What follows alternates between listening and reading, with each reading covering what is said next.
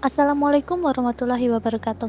Halo teman-teman, di sini kami akan mempresentasikan materi nih mengenai pembelajaran berdiferensiasi, di mana materi ini ditujukan sebagai pemenuhan tugas dari demonstrasi kontekstual topik 1 mata kuliah pembelajaran berdiferensiasi. Sebelum lanjut, alangkah baiknya kalau kita ini saling berkenalan dulu nih.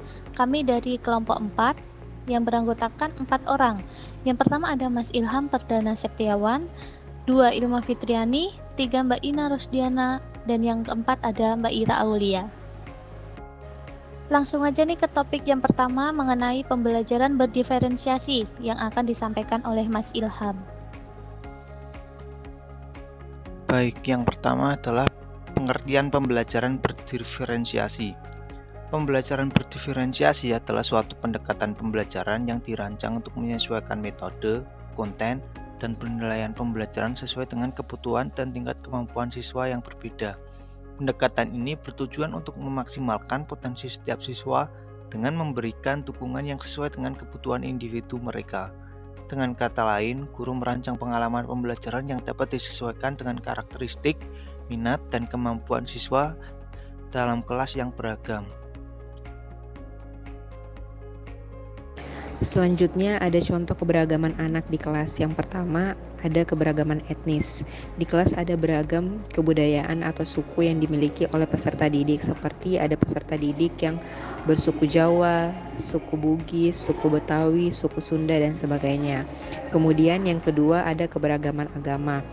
Di kelas juga terdapat beberapa kepercayaan yang dimiliki oleh peserta didik, seperti ada peserta didik yang beragama Islam, Katolik, Kristen Protestan, Buddha, Hindu, dan juga Konghucu.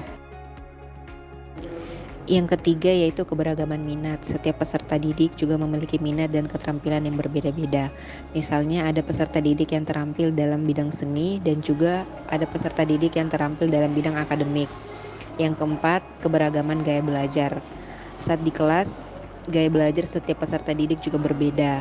Ada peserta didik yang lebih suka belajar menggunakan audio atau melalui suara. Ada juga peserta didik yang lebih menyukai belajar dengan menggunakan visual atau gambar-gambar.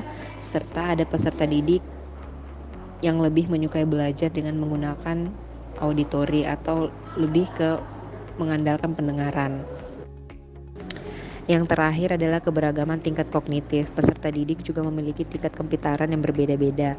Ada peserta didik dengan cepat memahami materi pembelajaran, ada juga yang berada pada kategori sedang, dan yang terakhir ada dalam kategori rendah atau lambat dalam menangkap materi pembelajaran, sehingga dibutuhkan bimbingan lebih bagi guru untuk mengajarinya.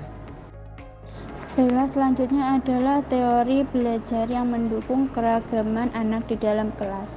Di sini ada teori belajar konstruktivisme, teori multiple intelligence, teori ZPD, dan teori belajar kolaboratif. Teori belajar konstruktivisme menyatakan bahwa siswa membangun pengetahuan mereka sendiri melalui pengalaman dan refleksi.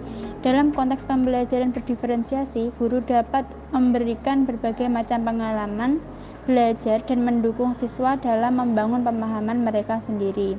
Kemudian ada teori multiple intelligence, di mana teori ini menyatakan bahwa setiap individu memiliki kecerdasan yang berbeda-beda. Pembelajaran berdiferensiasi dapat mencakup variasi strategi pengajaran yang memanfaatkan berbagai jenis kecerdasan seperti kecerdasan verbal linguistik, kecerdasan logika matematika, kecerdasan spesial, dan lainnya. Selanjutnya adalah teori ZPD. Lev Vygotsky menekankan pentingnya interaksi sosial dalam pembelajaran. Dalam pendekatan berdiferensiasi, guru dapat memberikan dukungan tambahan atau tugas yang lebih menantang sesuai dengan zona proksimal pembelajaran siswa untuk memaksimalkan potensinya. Yang terakhir adalah teori belajar kolaboratif, di mana teori belajar kolaboratif menekankan pentingnya kolaborasi antara siswa dalam pembelajaran. Dalam konteks pembelajaran berdiferensiasi, guru dapat merancang kegiatan kelompok atau proyek kolaboratif yang memungkinkan siswa dengan keahlian atau minat yang berbeda bekerja bersama untuk mencapai tujuan pembelajaran. Terima kasih untuk teman-teman yang telah memperhatikan. Mohon maaf apabila ada kesalahan dari presentasi kelompok kami. Kami akhiri, wassalamualaikum warahmatullahi wabarakatuh.